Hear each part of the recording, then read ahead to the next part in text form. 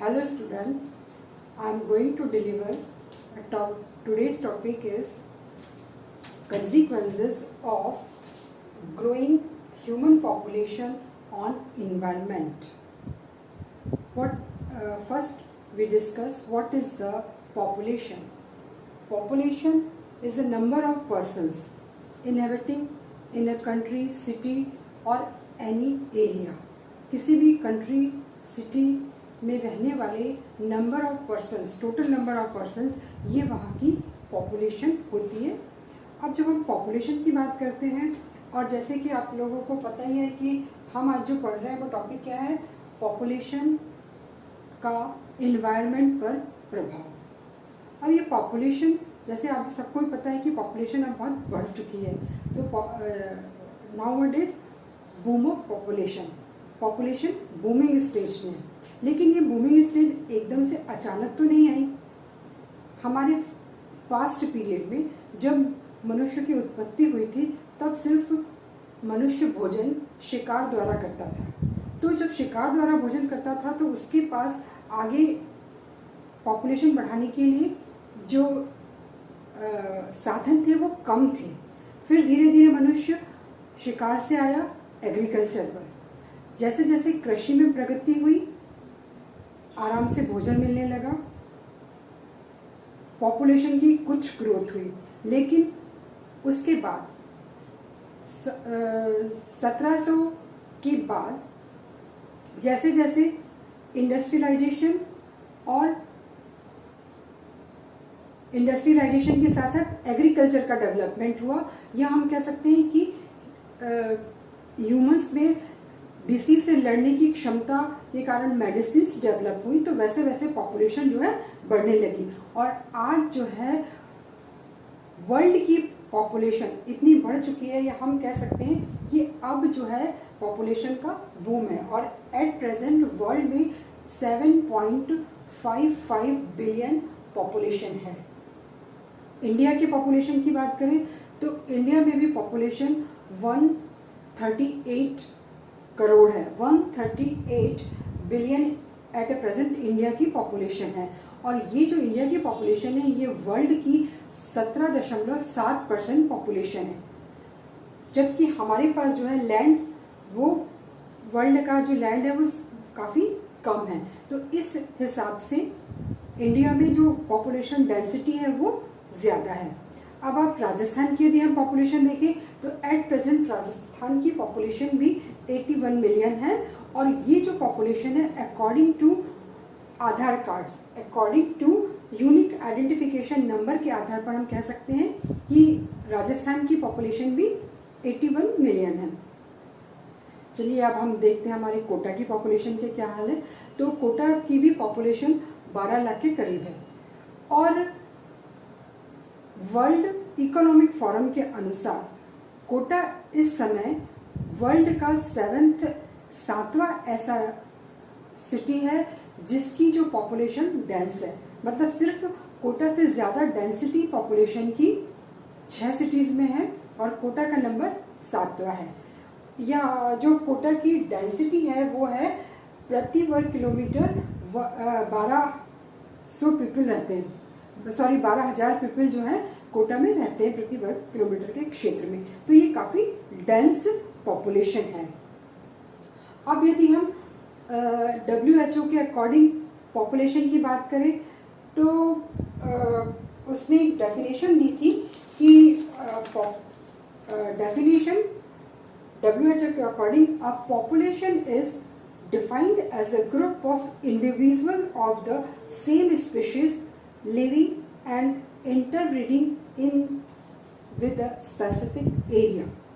किसी भी specific area में जो एक स्पीशीज है वो कितनी इंटरब्रीड कर रही है और जो रह रही है वो उसकी पॉपुलेशन है। अब यहाँ पर आप बोर्ड पर ध्यान दीजिए। जब पॉपुलेशन वर्ल्ड की जो है 7.55 बिलियन हो गई, तो नेचुरली कि उसके जो है कंसिक्वेंसेस होंगे, और इतनी ज़्यादा पॉपुलेशन के जो परिणाम है वो अच्छे तो नहीं होंगे। हम इनके कंसिक्वेंसेस देखेंगे। First one the population pressure. Population pressure जैसे जैसे बढ़ता है हर चीज जो है डिग्रेडेशन होगी। और अभी इसके पहले अपन ने डिस्कस किया कि पॉपुलेशन प्रेशर जो है किस पर डिपेंड करता है, डेंसिटी पर। जैसे अभी हमने कोटा की बात करी, कोटा की डेंसिटी ज्यादा है तो नेचुरली कि यहाँ पर पॉपुलेशन प्रेशर ज्यादा है। अब इसके कई कारण हो सकते हैं कि पॉपुलेशन डेंसिटी ज्यादा क्यों है, हम उस पर नहीं जाएंगे। अब जब पॉपुलेशन बढ़ेगी तो नेचुरली कि जो नेचुरल रिसोर्सेज हैं वो कम होंगे। जैसे जैसे पॉपुलेशन बढ़ेगी नेचुरल रिसोर्सेज डिक्रीज होते जाएंगे, क्योंकि पॉपुलेशन को रहने के लिए 3 F की जरूरत होती है, फूड, फ्यूल एंड फॉडर। तो किसी भी पॉपुलेशन में ये तीनों चीजें हमें कहां से मिलेगी, नेचुरल रिसोर्सेज से। पॉपुलेशन बढ़ने का एक और रीजन है ह्यूमन मोबिलिटी। जैसे जैसे ट्रांसपोर्टेशन बढ़ रहा है, जैसे जैसे आवागमन के साधन बढ़ रहे हैं, तो पॉपुलेशन जो है वो एक जगह छोड़कर दूसरे जगह जा रही है। खासकर जैसे हम हमारे इंडिया की बात करें तो चूंकि यहाँ पर गांव में इतनी सुविधाएं नहीं होने के कारण पॉपुलेशन कहाँ की ओर जा रही है, सिटीज की ओर, नगरों की ओर। नगर जो है महानगर में परिवर्तित हो रहे हैं। तो इसका सबसे ज्यादा प्रभाव क्या पड़ रहा है कि जो हमारे इंडियन सिटीज है उसमें पॉपुलेशन प्रेशर बहुत ज्यादा हो रहा है और वहाँ की पॉपुलेशन डेंसिटी ज्यादा हो रही है। अब इन जगह पर लैंड एरिया कम होगा, जैसे जैसे पॉपुलेशन बढ़ेगी वहाँ का लैंड एरिया कम होगा, क्योंकि लोगों को रहने के लिए जगह चाहिए और एग्रीकल्चर के लिए, खेत के लिए भी जगह चाहिए। तो लैंड एरिया कम होगा, लैंड एरिया कम होगा, अब ये नेचुरल रिसोर्सेज कम हो गए, ह्यूमन मोबिलिटी हो रही है, लैंड एरिया कम हो रहा। तो इन सब चीजों को हम क्या कह सकते हैं कि ये क्या हो रहा है, इकोलॉजिकल इन्फ्रिंजमेंट। इकोलॉजिकल इन्फ्रिंजमेंट का मतलब कि ये सब चीजें एनवायरनमेंट के साथ साथ इकोसिस्टम को भी डिस्टर्ब कर रही हैं। और या हम कहते हैं कि पॉपुलेशन के कारण पूरी इकोलॉजी जो है इन्फ्रिंजमेंट हो रही है। अब जैसे जैसे पॉपुलेशन बढ़ रही है तो क्या हो रहा है, ऑक्यूपेशनल हैजर्ड्स हो रहे हैं। मतलब जीवित रहने के लिए लोगों को आजीविका चाहिए कमाने के लिए, तो उनको ऑक्यूपेशन में बहुत प्रॉब्लम्स आ रही हैं। फिर पॉपुलेशन बढ़ने से सोशल चेंजेस आ रहे हैं। एनवायरमेंटल डिग्रेडेशन तो एक अलग चीज है, हम अभी इसको बाद में डिस्कस करेंगे। पर पॉपुलेशन बढ़ने से सोशल चेंजेस आ रहे हैं। जैसे यदि हम देखें कि बम्बई और दिल्ली महानगर है तो वहाँ पर पॉपुलेशन डेंसिटी बढ़ने से क्या हो रहा है, वहाँ पर गरीबी बढ़ रही है, पावर्टी बढ़ रही है। पावर्टी बढ़ने से बच्चों की यह जो एजुकेशन है, एजुकेशन कम हो रही है। मतलब सभी लोगों को एजुकेशन प्रॉपर नहीं मिल पा रही। तो जब एजुकेशन नहीं मिल रही तो गरीबी भी बढ़ रही है। दोनों सब ये सब चीजें एक दूसरे से इंटरकनेक्टेड है। इन अनएम्प्लॉयमेंट, जैसे जैसे यदि पॉपुलेशन बढ़ेगी तो रोजगार की प्रॉब्लम आएगी। यदि हम देखें हमारे देश में जो है केरल में क्योंकि 100% वहाँ पर लिटरेसी है, केरल सबसे अधिक लिटरेट हमारे इंडिया का जो सबसे अधिक शिक्षित राज्य है। तो चूंकि वो शिक्षित है तो वहाँ पर क्या है कि पॉपुलेशन की ग्रोथ भी एक जगह जाकर स्टेबल हो गई है। और इसलिए वहाँ पर पॉपुलेशन की ग्रोथ भी स्टेबल क्यों हुई, क्योंकि वहाँ पर एजुकेशन अच्छा था। एजुकेशन अच्छा था तो वहाँ पर अनएम्प्लॉयमेंट की प्रॉब्लम कम है। तो ये सब चीज़ें एक दूसरे से रिलेटेड है। अब हम एट द लास्ट कंसिक्वेंसेस में डिस्कस करेंगे इन्वायरमेंट। जैसे जैसे पॉपुलेशन बढ़ती है तो इन्वायरमेंट जो है डिग्रेड होता है, क्योंकि ज़्यादा पॉपुलेशन होगी तो सबसे पहले क्या होगा, भोजन के लिए अधिक खेत बनेंगे। अधिक खेत बनेंगे तो खेत किस में बनेंगे, फॉरेस्ट को डिस्ट्रॉय होगा। जब फॉरेस्ट डिस्ट्रॉय होगा तो हम यहाँ क्या कह सकते हैं, यहाँ पर क्या हुआ, डिफॉरेस्टेशन। और डिफॉरेस्टेशन होगा मतलब हमारे जंगल जो है कम हो रहे हैं, किसके लिए, पॉपुलेशन के लिए। जब जंगल कम होंगे तो बायोलॉजिकल डाइवर्सिटी कम होगी, और जब बायोलॉजिकल डाइवर्सिटी कम होगी तो उसका क्या इफेक्ट पड़ेगा, फॉरेस्ट भी धीरे धीरे डिस्ट्रॉय होंगे और ग्रीन प्लांट कम होने से पॉल्यूशन बढ़ेगा। और जैसे जैसे पॉल्यूशन बढ़ेगा तो ग्लोबल वार्मिंग बढ़ेगी। मतलब पॉपुलेशन का इफेक्ट सब चीजों पर आ रहा है। अब जब ग्लोबल वार्मिंग और पॉल्यूशन बढ़ रहा है तो पॉल्यूशन बढ़ने के कारण बहुत सी ह्यूमन डिसीजेस बढ़ेंगी। अब जो पॉल्यूशन है, पॉल्यूशन भी कैसे बढ़ेगा, वाटर पॉल्यूशन होगा, एयर पॉल्यूशन होगा। तो वाटर पॉल्यूशन होगा मतलब चूंकि ह्यूमन प्रेशर बढ़ा तो वहां का जो भी पानी है वो पॉल्यूटेड होगा, और जब वाटर पॉल्यूटेड होगा तो वाटर बोर्न डिसीजेस होंगी। और ये वाटर बोर्न डिसीजेस एक बहुत बड़े ह्यूमन पॉपुलेशन को हर साल इन्फेक्ट करती है। और जो वाटर बोर्न डिसीज है उसमें कौन कौन सी है? क्लोरेला, हेपेटाइटिस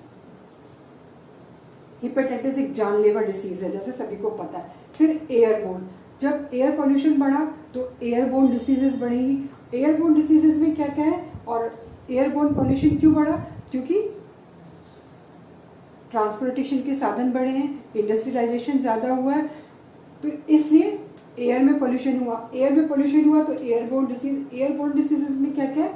आपका अस्थमा, ब्रोंकाइटिस, निमोनिया और tuberculosis.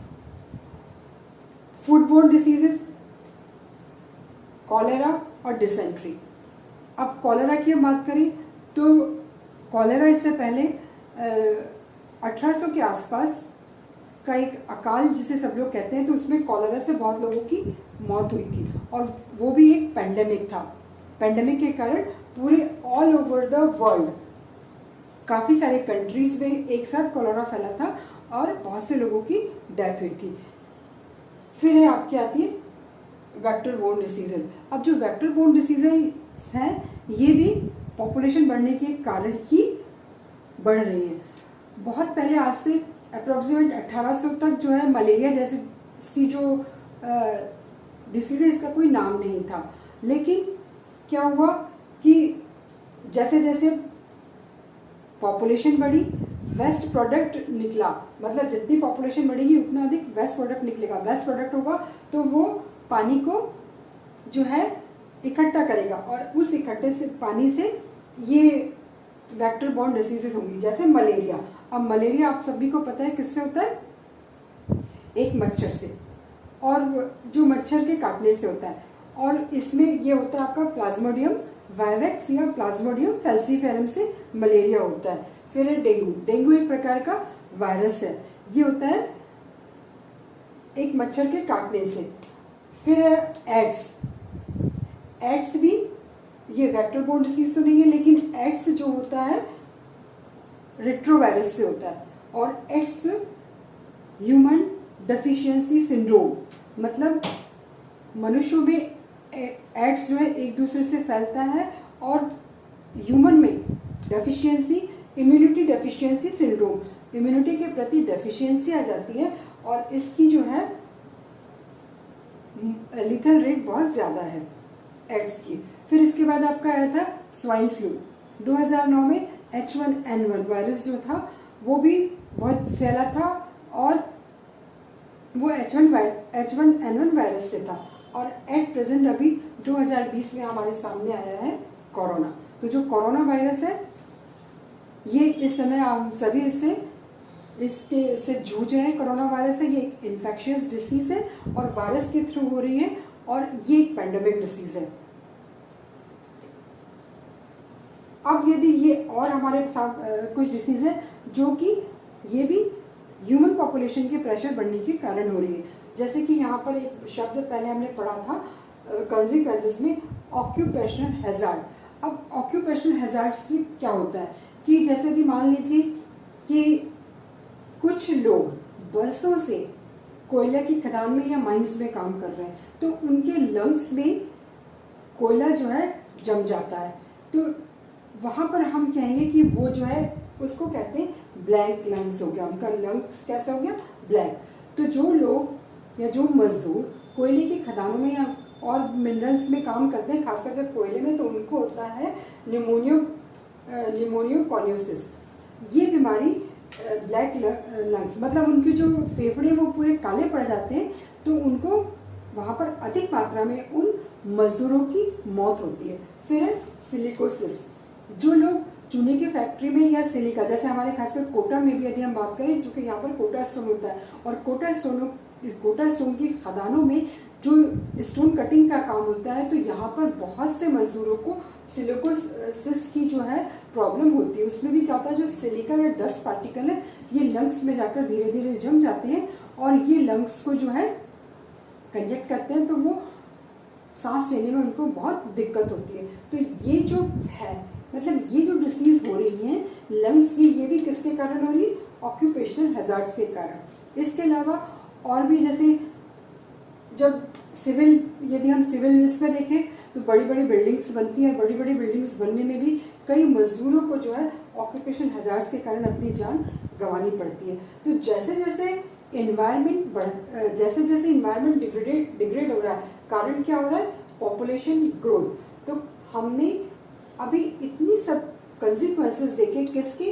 The consequences of growing human population on environment. तो एनवायरनमेंट में पड़ने वाले ये प्रभाव हैं, और ये प्रभाव हमारे सोशल एनवायरनमेंट को, साथ साथ हमारे एनवायरनमेंट को डिस्ट्रॉय कर रहे हैं। तो हमें क्या सावधानी रखनी चाहिए? हमें अब ये देखना चाहिए कि हमारा पॉपुलेशन जो है वो पॉपुलेशन ग्रोथ स्टेबल हो। आप सबको पता होगा कि वर्ल्ड पॉपुलेशन डे 11 जुलाई को मनाया जाता है, और इसके मनाने के पीछे उद्देश्य भी यही है कि हमारे वर्ल्ड की पॉपुलेशन इतनी तेजी से न बढ़े जैसे बढ़ रही है, क्योंकि जैसे यदि पॉपुलेशन बढ़ती जाएगी तो इसके बहुत से विपरीत प्रभाव हमारे फ्यूचर जनरेशन को और हमारी जनरेशन को देखने होंगे।